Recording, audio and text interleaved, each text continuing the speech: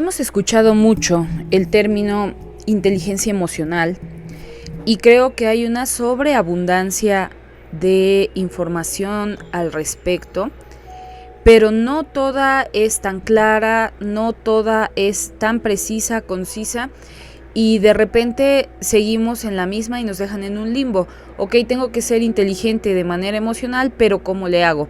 Entonces el día de hoy, queridos amigos, quédense porque vamos a platicar qué cosa es la inteligencia emocional y cómo podemos empezar a conocer mejor nuestras emociones. Bienvenidos, yo soy tu psicóloga Arely Martínez Herrera y este es tu podcast Crear, Crecer y Trascender.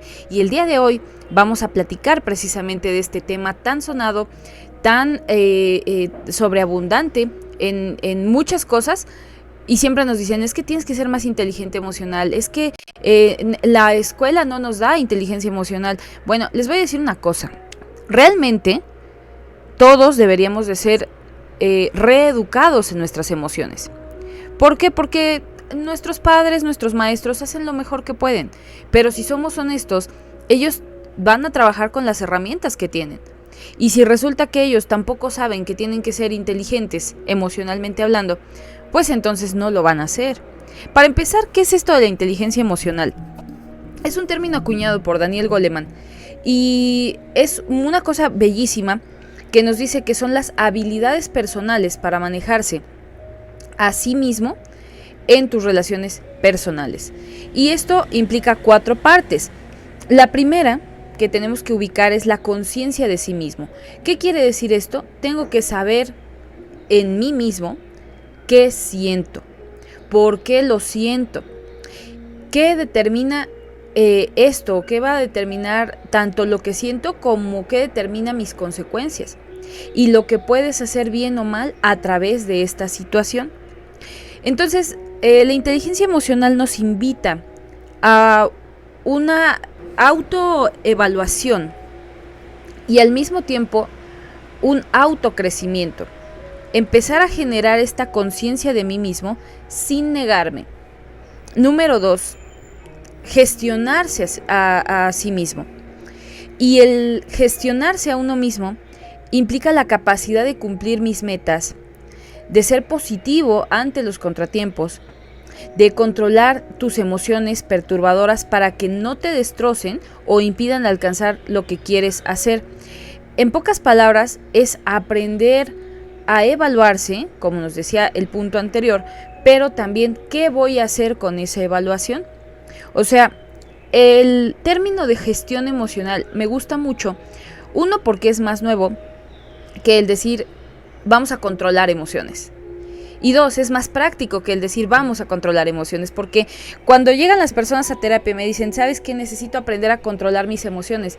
El control emocional implica poner un tapón en el volcán de tus emociones y eso a la larga no va a ser funcional porque en algún momento vas a explotar y se te va a salir la neurosis y le vas a decir de cosas a quien no tenías que decirle de cosas y después te vas a sentir culpable y etcétera, etcétera, etcétera. Entonces, si hablamos de una gestión emocional, pues es mucho más funcional. ¿Por qué? Porque gestionar, ¿qué quiere decir? Administrar correctamente mis emociones para que yo pueda ser capaz de cumplir mis metas aun cuando el día de hoy esté triste, de que pueda ser positiva ante los contratiempos que puedan ocurrir y que eso no me desmorone, que las emociones perturbadoras no me sobrepasen, que no lleguen a comerse mi realidad, que no lleguen a tragarse mi ser. Hay una canción de Caifanes que me gusta mucho, ya era Jaguares cuando sacaron esta canción de No dejes que, y es una canción muy buena y lleva una parte donde dice precisamente esto, no dejes que nos coma el diablo, amor, que se trague tu calor, que devore mi dolor. O sea, es esta parte de no le dejes a las emociones perturbadoras y terribles que puedas tener en ti que se apoderen de tu vida y que hagan de algo bonito pues algo feo, que destrocen algo padre que estás construyendo, desde una relación con una persona hasta una relación laboral, una relación de negocios o amistosa.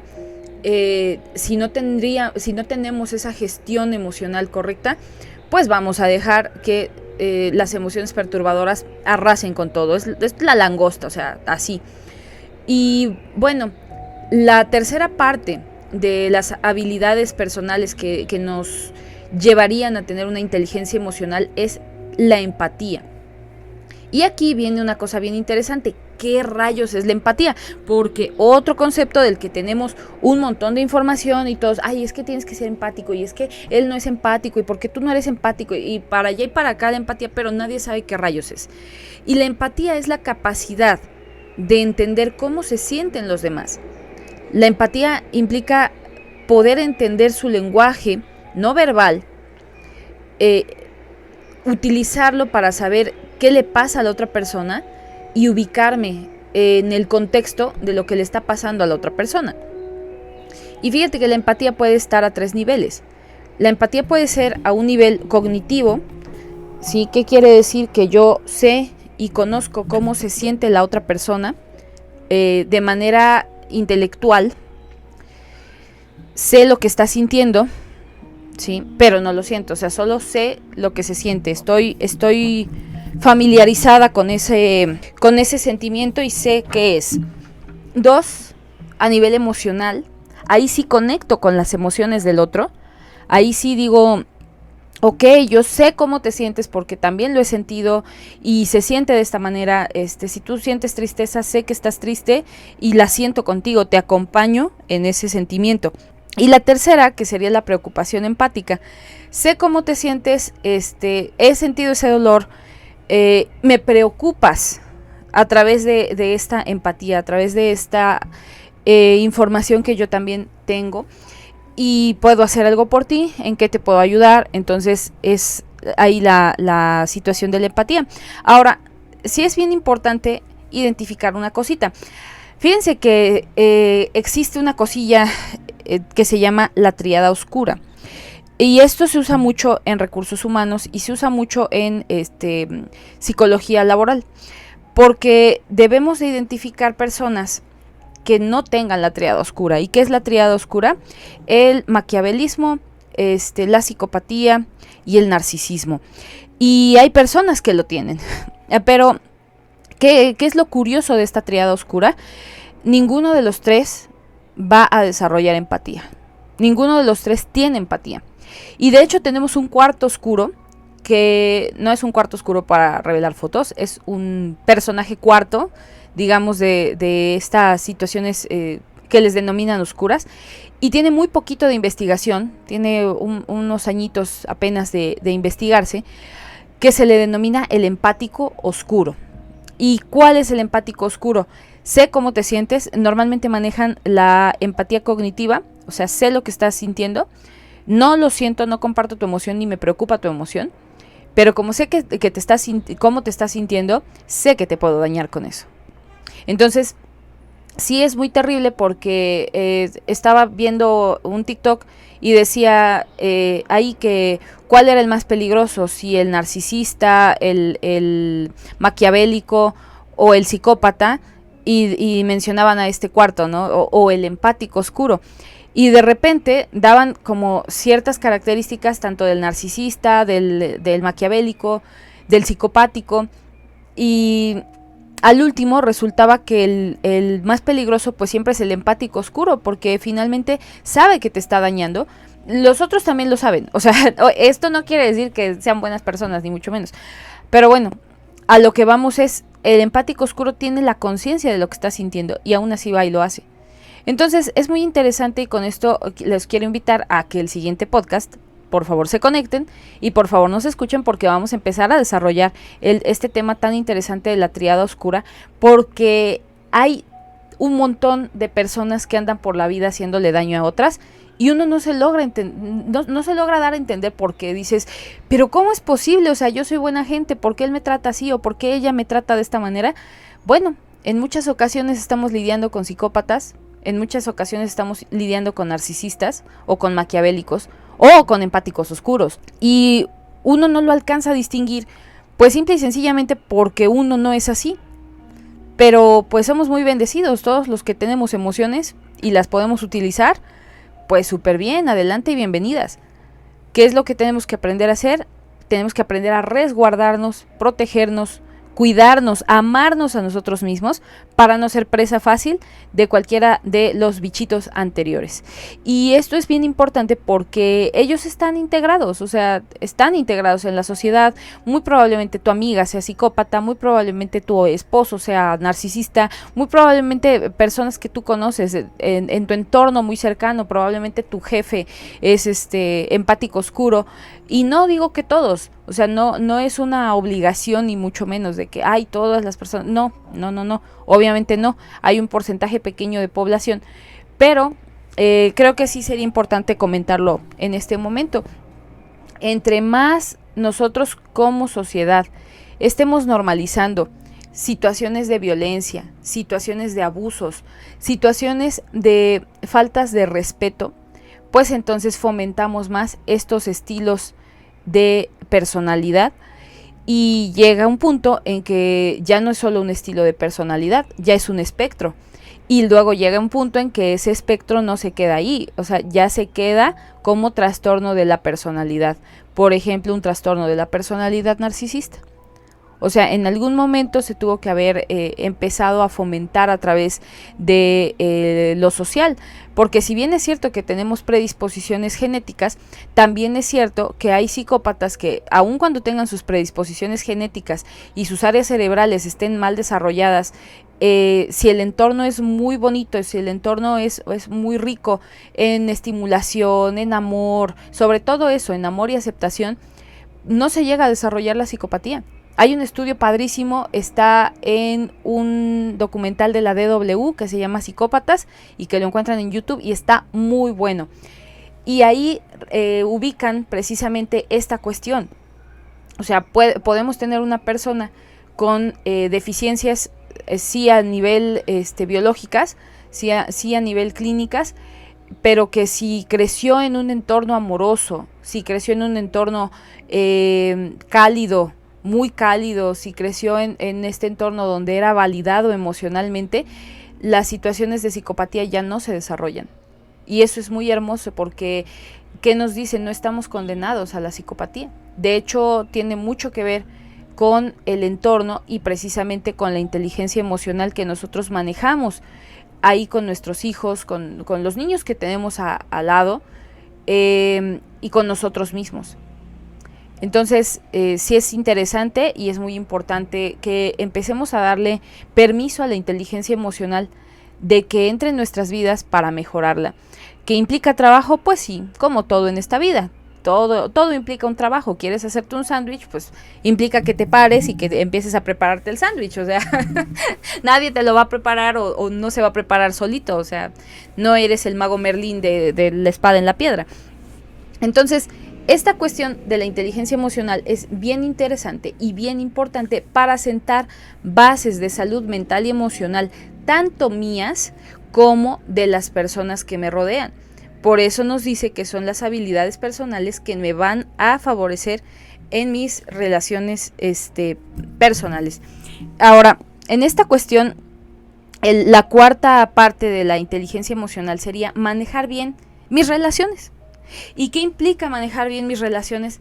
Aprender a colaborar, hacer equipo, resolver conflictos, persuadir. Esta cuestión de la persuasión la hemos visto como algo malo. Ay, no, es que qué terrible, porque no, la persuasión es algo bueno. Es obvio, depende para qué la utilices, ¿no? O sea, si estamos hablando de que vas a convencer a tu hijo de que tiene que recoger su cuarto, bueno, pues es algo bueno.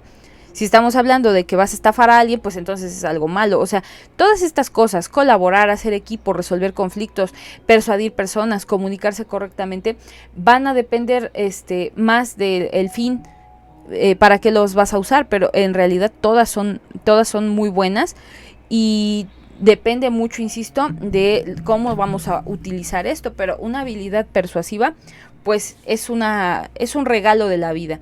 Entonces, estas son las características. Ahora, para poder decir que somos emocionalmente inteligentes, pues tenemos que conocer nuestras emociones básicas.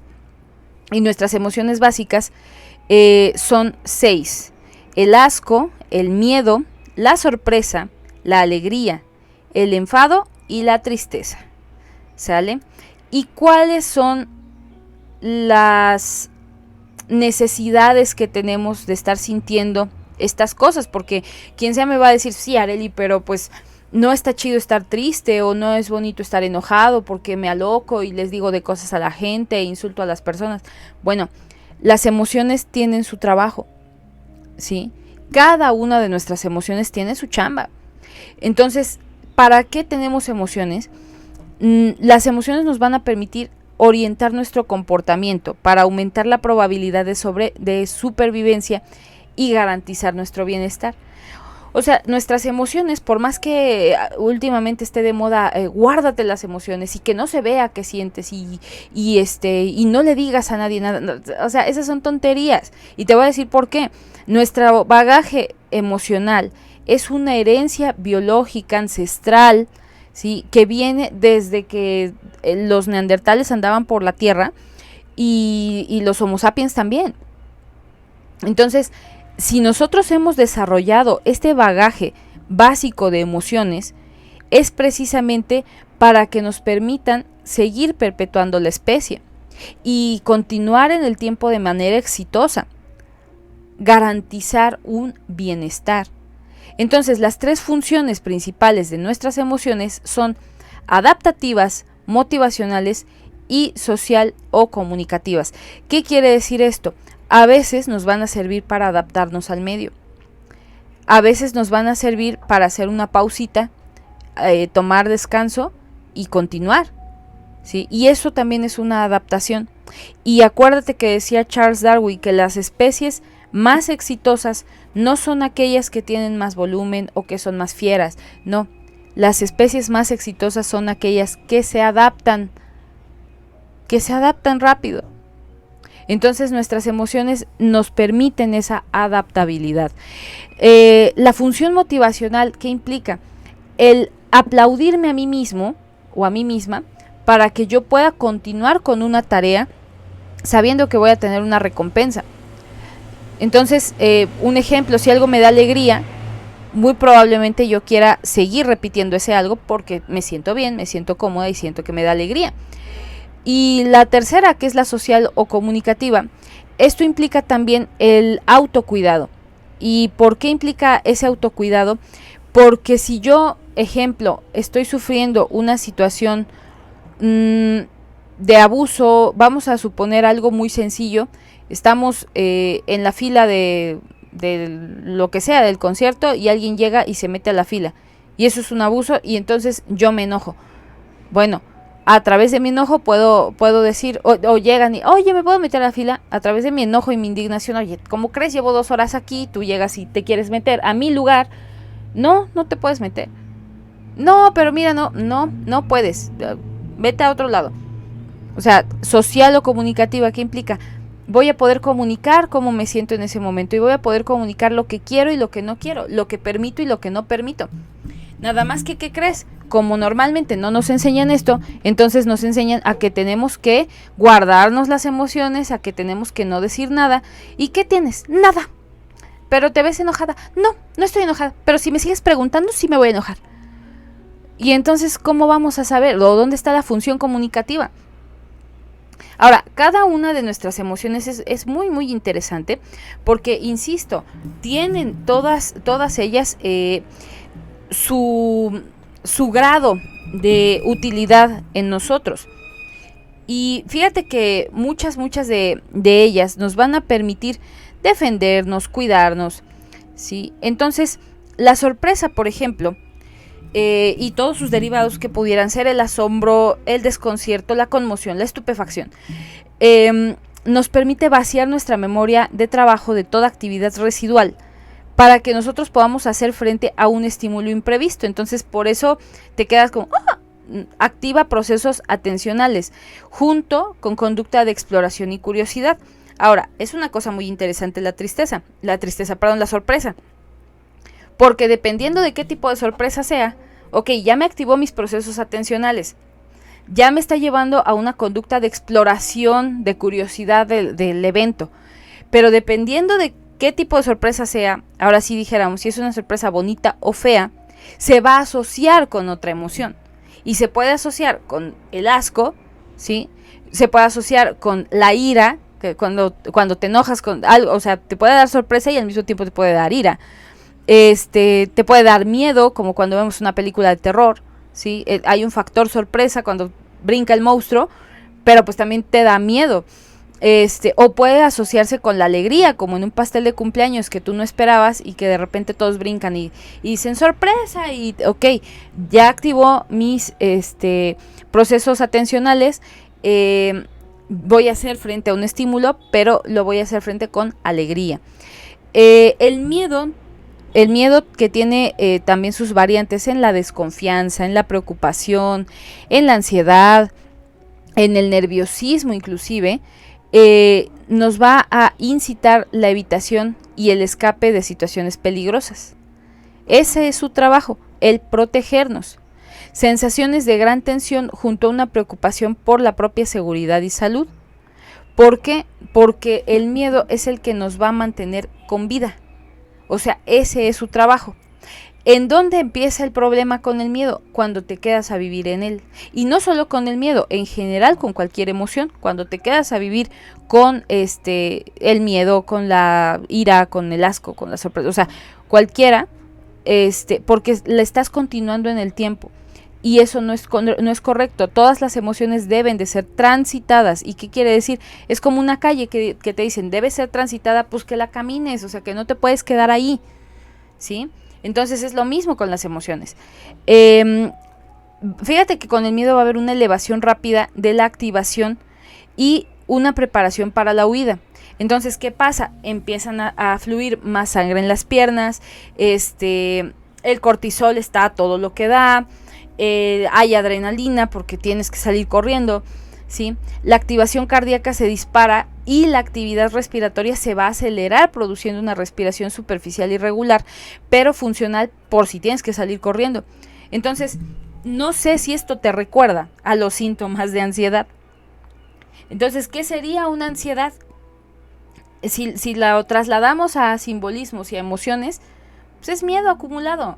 Es que te quedaste a vivir en el miedo quizás al futuro, muy probablemente miedo al futuro. La ansiedad es un exceso de futuro, pero no es un exceso de futuro donde te imaginas chido, donde te visualizas que todo está bien y que todo marcha increíblemente. No, o sea, todo es a través del miedo, ¿sí? El asco, fíjate que el asco es una sensación refleja interesante, porque es una sensación de repulsión o evitación ante la posibilidad real o imaginaria. Fíjate nada más, a este grado llegamos, real o imaginaria, de ingerir una sustancia nociva que tenga propiedades contaminantes.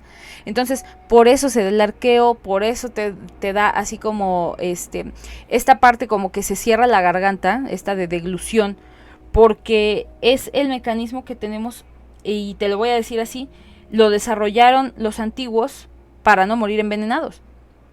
La sensación subjetiva es un gran desagrado y de una marcada aversión al estímulo elicitador. O sea, ahí es donde vienen estas situaciones. Y va a haber efectos fisiológicos centrales: malestares gastrointestinales, náuseas, aumento general de la activación, aumento de la frecuencia cardíaca y respiratoria, conductancia de la piel, tensión muscular. ¿Qué quiere decir esto? Es una parte donde tú dices, no voy a morir envenenado. Bueno, ¿qué pasaría cuando hablamos de ciertas conductas que nos dan asco? A lo mejor no es algo que te vas a comer, o a lo mejor no es algo que vas a estar oliendo, pero sí es, por ejemplo, que sabes de una corrupción de alguien, o de una ratería de alguien, o de, no sé, ejemplo, es un ejemplo así muy al aire. Yo sé que mi tío se quedó con la herencia, ¿no? Y no le repartió a todos mis otros tíos, y entonces pobrecitos de mis tíos.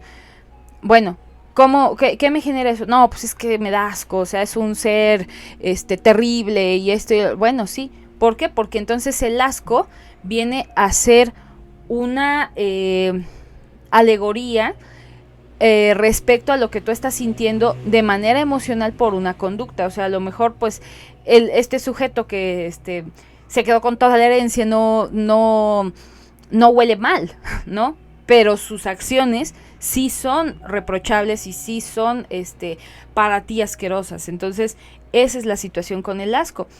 Fíjate que la alegría tiene ya esta cuestión de cosas más bonitas, ¿no?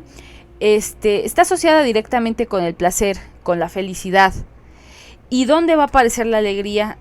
Va a llegar como respuesta a la resolución de alguna meta personal, ante la atenuación de un estado de malestar, también nos da mucha alegría. Y es uno de los sistemas que tiene el cuerpo para incentivar la acción. Fíjate qué bonito, esta es motivadora totalmente. Recompensa conductas beneficiosas para uno mismo. ¿Por qué? Porque cuando te da alegría, pues empiezas a segregar oxitocina y obviamente quieres más y vuelves a hacer lo mismo que te dio alegría en un primer momento. Y la alegría tiene que ver con la felicidad, el orgullo, la satisfacción, el placer, esta cuestión de sentirse en bienestar. Y a veces aquí decimos, bueno, es que hay emociones positivas y negativas, vamos a dejar de catalogarlas así, ya no. Y te voy a decir por qué no, porque insisto, todas tienen su trabajo. Entonces, si dijéramos que hay emociones positivas, pues creo que solamente la alegría entra en ellas. Y de ahí todas las demás las tendríamos que llamar como emociones negativas. Y no es cierto que sean negativas, porque ya vimos que el miedo nos cuida. Ya vimos que el asco también nos protege de muchas cosas, o sea, la sorpresa. Estas tienen que ver más con nuestro yo, más instintivo, más con nuestro cerebro reptil, más con situaciones de supervivencia. Pero pues aquí seguimos, o sea, y esa es la prueba de que funcionan. Claro, las podemos mejorar, ¿verdad? La tristeza, y fíjate que la tristeza creo que es la emoción menos comprendida, y más tachada de ser terrible. ¿Por qué? Porque implica un decaimiento del estado de ánimo y una reducción significativa de su nivel de actividad cognitiva y conductual. O sea, básicamente es cuando decimos nos dio el bajón. Es que he andado bajoneada, es que ando sin hacer nada, no como, no duermo. Y esta cuestión de la tristeza, de que me da flojera todo, duermo de más, duermo de menos, etcétera. ¿Cuál es la función o por qué pasa esto? Fíjate que la tristeza tiene un trabajo bien bonito. Baja el nivel de actividad para economizar recursos y evitar esfuerzos innecesarios en lo que tú te recuperas emocionalmente de la situación que te haya causado la tristeza. O sea, fíjate qué bonito es ponerte en pausa un poco para que agarres fuerzas nuevamente y puedas resurgir de las cenizas como el fénix. Entonces, la tristeza, ¿con qué se relaciona? Pues con la desesperación, la desesperanza, con la melancolía, con la aflicción, con la nostalgia. Y te digo, si la seguimos viendo como una energía y una emoción negativa, pues no la vamos a poder transitar correctamente, porque la vamos a querer taponear. No, yo tengo que estar bien. Y caemos en una positividad tóxica y tampoco es correcto. La positividad tóxica no nos permite trabajar con lo que estamos sintiendo y viviendo en este momento. Y si en este momento tengo tristeza, pues es mejor que yo la asuma. Y bueno, por último, la ira, que también sería otra de las emociones juzgadas como emociones negativas. Pues no, tampoco. O sea, insisto, cada una tiene su trabajo. ¿Y qué va a pasar en la ira? Bueno, va a haber un aumento excesivo de la activación y una preparación para la acción. ¿Qué implica preparación para la acción? Cuando éramos cavernícolas, te tenías que preparar para pelearte con el león, ¿sí? Ahora, pues a lo mejor ya no, ya difícilmente. Bueno, a lo mejor si vivimos por el sur del país, pues sí hay que andarse cuidando por allá del balán, ¿verdad? Del jaguar. Pero de eso a que de plano te tengas que preparar para ir a pelearte con él, pues muy difícilmente va a pasar. Entonces, más que nada tiene que ver una preparación para la acción. ¿Qué quiere decir? Para enfrentar la situación que me hizo enojar. Va a haber un aumento de la actividad cardíaca, del tono muscular, nos vamos a poner más duritos del tono muscular en ese momento, y la amplitud respiratoria. Va a haber mayor adrenalina en la sangre, que a su vez aumentará la tensión cognitiva. ¿Por qué? Porque me estoy preparando para una lucha. Y la función evolutiva de la ira es que nos va a dotar de recursos necesarios para hacer frente a una situación frustrante o amenazante. Entonces, la ira es la respuesta ante una situación donde necesitamos protección. Esto es bien importante porque habrá veces donde sea justo que sí nos enojemos Y es dejar de, ay, no, ya no te enojes, no, ya, no pasa nada. No, a veces sí pasa, porque a veces sí te están molestando y si tú no pones un límite, no te van a dejar de molestar. A veces sí pasa, porque resulta que ya te robaron tus cosas y si tú no pones un límite, te van a seguir robando tus cosas. A veces sí pasa porque tranquilamente se quedaron con tu cajón de estacionamiento y ahora ¿dónde yo voy a poner mi coche? ¿Me explico? O sea, la ira no siempre está injustificada. Lo importante es no quedarse a vivir en las emociones. ¿Sí? ¿Qué serían asociadas a la ira? Pues el resentimiento, pero en un resentimiento implica que ya te quedaste a vivir ahí. La indignación, esa sí es un poquito más transitable, ¿sí? El fastidio. O sea, esta cuestión yo creo que sí es importante que las tomemos en cuenta para que nosotros podamos trabajar mejor con ellos. ¿Y qué quiere decir esto? Todas nuestras emociones tienen su función, pero pueden llegar a ser problemáticas cuando son muy fuertes, cuando duran mucho o cuando están fuera de lugar. Cualquiera de nuestras emociones. Entonces, toda emoción perturbada pues va a ser una distracción. Y toda emoción perturbada, ¿qué nos quiere decir? Que estamos en un desbalance. ¿Qué implica que una emoción sea muy fuerte? Por ejemplo, en esta cuestión de la ira, o sea, ok, ya me quitaron mi cajón de estacionamiento, pero no voy a ir a cachetear a la persona que me quitó mi cajón de estacionamiento, ¿sí? Dura mucho, ay no, es que, mira, ahí va esa desgraciada, ¿quién? No, la muchacha del suéter verde, es una desgraciada, ¿y por qué? Pues, ¿qué te hizo? Cuando íbamos en el kinder me robó mi jugo, o sea, ya duró mucho, ya suéltalo. ¿No? No, es que mis padres no me comprenden y esto y el otro. ¿Y qué edad tienes? 50 y muchos años. Oh, qué leche. Entonces, ¿qué haces ahí amarrado? ¿Sí? Trasciéndelo, no te puedes quedar a vivir ahí. Y cuando están fuera del lugar, cuando es inapropiado, o sea, imagínate estar contando chistes en un funeral, o estar contando chistes del difuntito, con los familiares del difuntito en el mismo funeral del difuntito. Pues está fuera de lugar. O estamos en una fiesta, estamos en un cumpleaños celebrando algo y alguien por ahí chillando, ay, es que me acordé de Oye, pues entonces no es el lugar adecuado. Ahí es donde nuestras emociones empiezan a ser problemáticas. Y fíjate que esto tiene mucho que ver con una cosita bien bella que se llama la amígdala cerebral. Y la amígdala es la encargada de integrar las emociones con los patrones de respuesta correspondientes a estas. Pero ¿qué va a pasar si nuestra amígdala está dañada? Fíjate, primero que nada hay que ubicar nuestras funciones, las funciones que tiene la amígdala. Son 5 básicas. 1. La recepción de la información del entorno.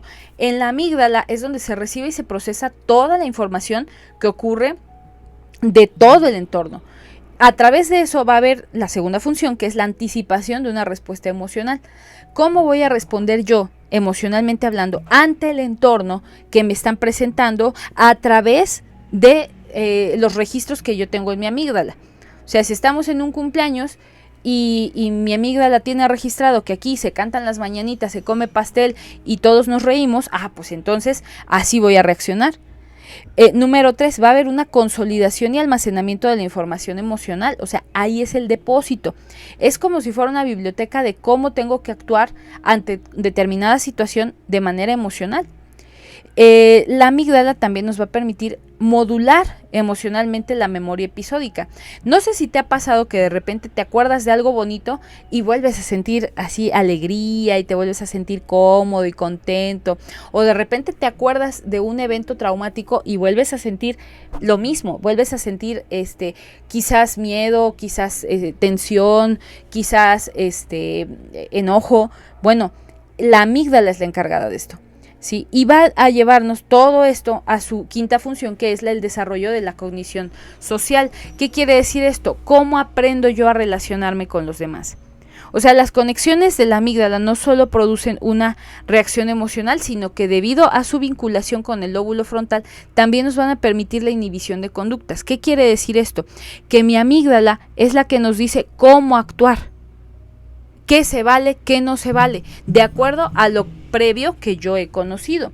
Ahora, ¿qué pasa si nosotros hemos estado en situaciones de tensión, de sufrimiento, hemos crecido sobre todo en ambientes violentos, violencia familiar, si hemos vivido abusos, sobre todo abusos sexuales, situaciones de drama muy severos y muy caóticos. Bueno, digamos que nuestra amígdala, como ya vimos que va a ser el almacén de todas las cosas que pasan y de cómo tenemos que reaccionar emocionalmente ante eso, pues entonces haz de cuenta que nuestra pobre amígdala está abrumada. Y entonces va a vivir en alerta continua para que no vuelva a pasar lo que ya ha pasado, según, porque ni siquiera es cierto. Pero hay una cosita que se llama el secuestro de la amígdala. Y eso es un término donde nuestra amígdala, a través de que ella está en tensión, o sea, yo me la imagino de repente, cuando ha vivido situaciones de este tipo y que generan un estrés postraumático, yo me imagino a la amígdala así, ya toda paranoica, a lo mejor hasta con un cuchillo en la mano, y digo, ¿qué va a pasar? O sea, ¿me explico? Entonces, esto del secuestro de la amígdala es un término que se usa para describir las respuestas súbitas, abrumadoras y desmedidas frente a estímulos reales, provocados por una percepción impactante de amenaza emocional arrobadora, subjetivamente mucho más significativa. ¿Qué quiere decir? Que si yo ya estoy tocado en ese sentido en mi amígdala, pues mi amígdala va a estar hipersensible.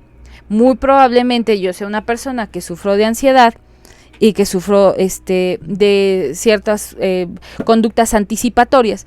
Mejor me prevengo, mejor hago esto, no, que no vaya a pasar.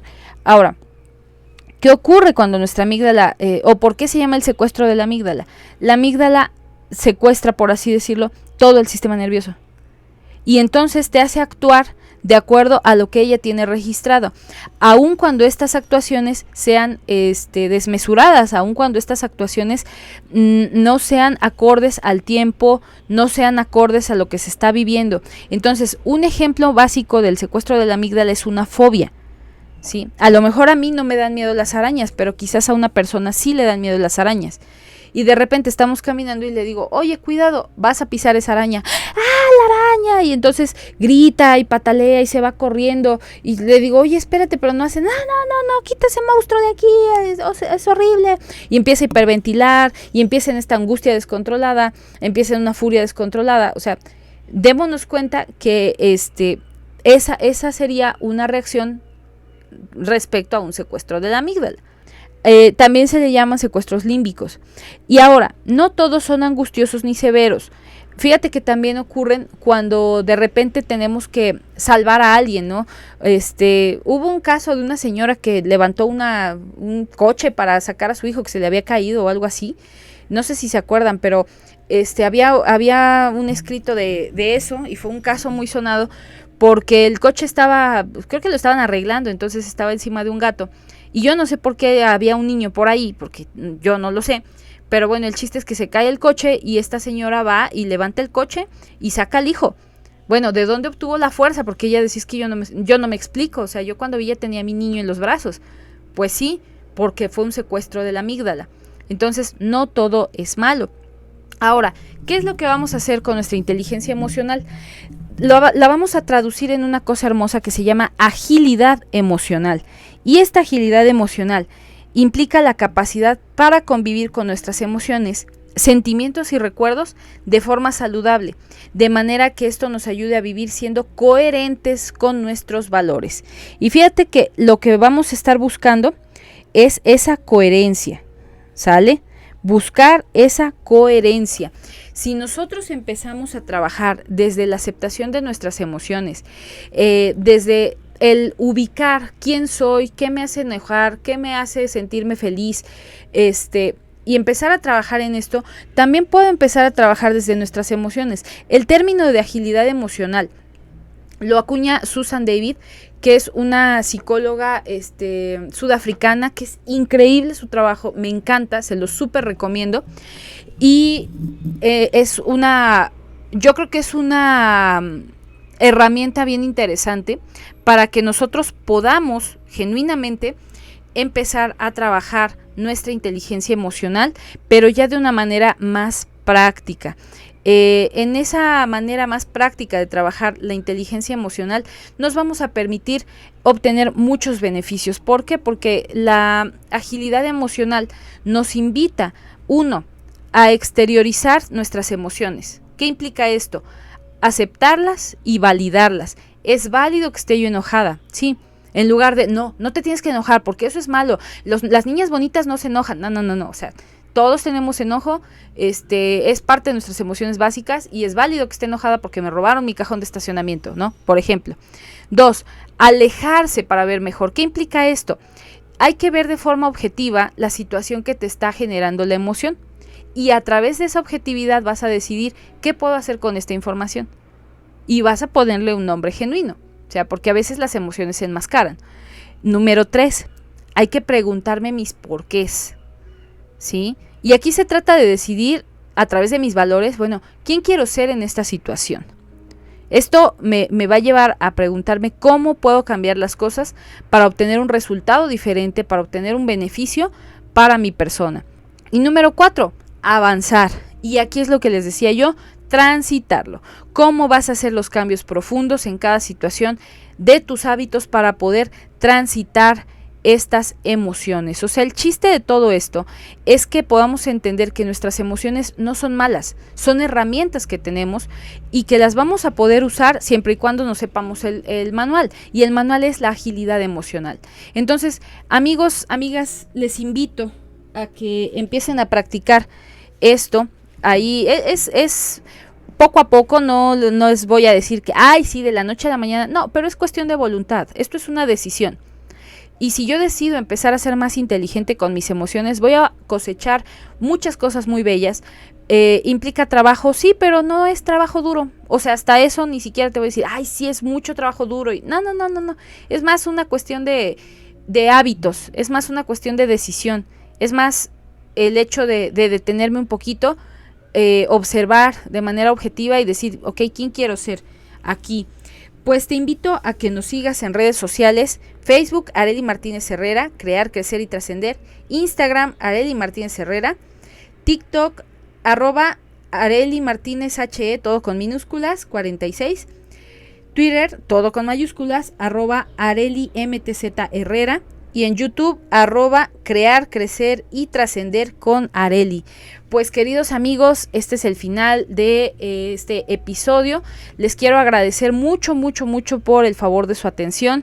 Les mandamos muchos saludos a Sandra Rojas, nuestra querida amiga, la doctora Sandra Rojas, que nos hace favor de escucharnos, a la querida doctora Diana Laura y a todo su equipo, y a todos los que están ahí pendientes del programa. Muchísimas gracias. Compártanlo, no se queden con esta información. Cuídense, que Dios los bendiga, sean felices, sobre todo eso, sean felices. Bye bye.